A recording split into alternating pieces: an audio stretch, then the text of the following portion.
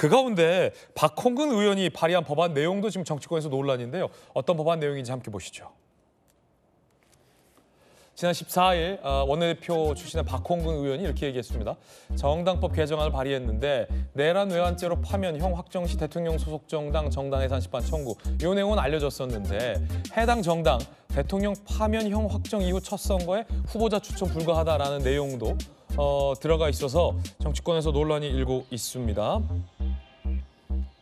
대통령이 중대 범죄 저지른 게 확인됐는데도 소속 정당은 아무 일 없었다는 넘어가는 건 헌법 정신에 어긋난다라고 여당을 겨눴습니다.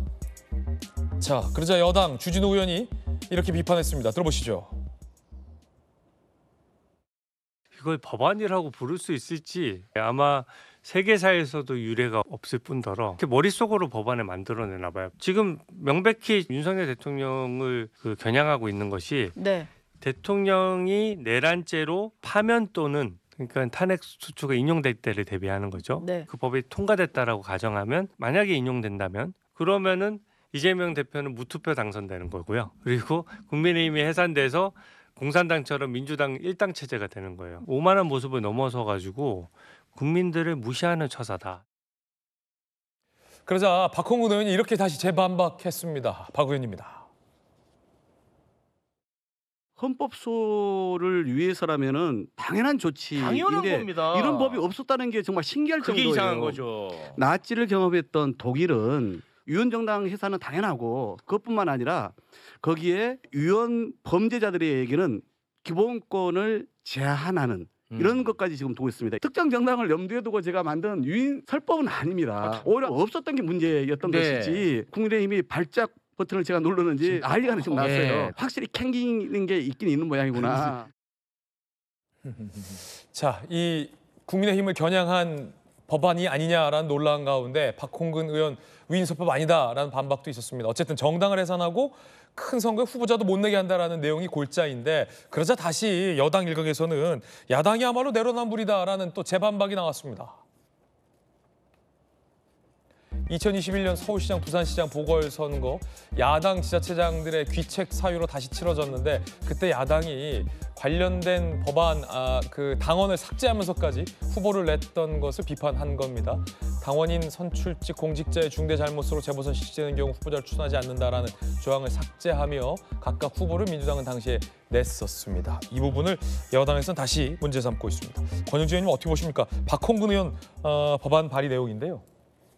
지금 사실은 일당 독재 획책한다. 그다음에 권력 찬탈법이다 해도 너무 과한 건 아니라고 봐요.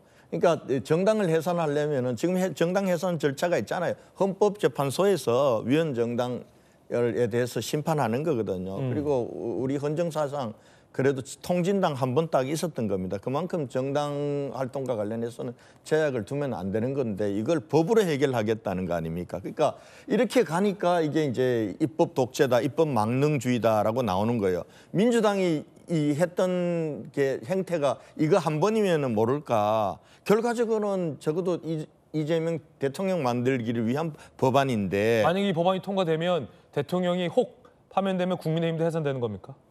그렇게 하자는 거 아닙니까? 그렇게 하자는 거고 그리고 국민의힘은 대통령 후보 내지 말라면 그럼 결국 이재명 대통령 후보 만들어서 이재명 대통령 만들겠다는 건데 이 기상천외한 법들 많이 발의했어요.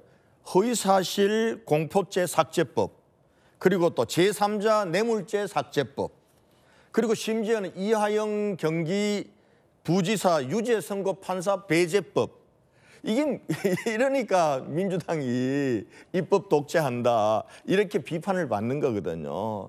저 얘기도 이런 문제 제기가 들어오면은 아까 우리가 부동산 10년 전세 하듯이 슬그머니 뒷주머니에 넣어야 되는 거예요. 근데 이제 꼭 저걸 가지고 낫지 어떻고 하면서 계속 우긴단 말이에요. 국민들은 저게 안 믿죠. 저게 무슨 속셈인지를 다 아니까. 그래서 그런 정치 좀 안 했으면 좋겠다. 박홍근 의원이 다선 중진인데 저렇게 어떻게 보면 이재명 대표를 위해서 충성 경쟁하다시피 하는 법안을 꼭 발의해야 저 정당에서는 살아남는지 어떤 때 좀 치근하다는 생각도 좀 듭니다. 네, 복 의원님 사실 국회를 좀 출입했던 기자들 사이에서는 각이 나온다고 하잖아요. 앞서 이제 복 의원님도 네. 10년 관련해서 이건 아니다라는 각이 왔다는데 요 박홍근 의원의 개정안 법안 같은 경우도 사실은 법안 발의는 됐지만 이게 통과될 수 있을까에 대해서 사실 국회 출입하는 기자들은 감이 오긴 하거든요. 근데 네. 원내대표까지 지냈던 박홍근 의원이 통과 가능성이 적어 보이는 이 법안을 이렇게 발의한 배경을 두고서도 좀 논란이 있던데 어떻게 보십니까? 법안 발의하는데 두 가지 목적을 갖고 있는 거 아닙니까? 하나는 정말로 새로운 법을 만드는 것, 또 하나는 법안 발의를 통해서 어떤 것을 이슈화하는 것. 어필. 그렇습니다.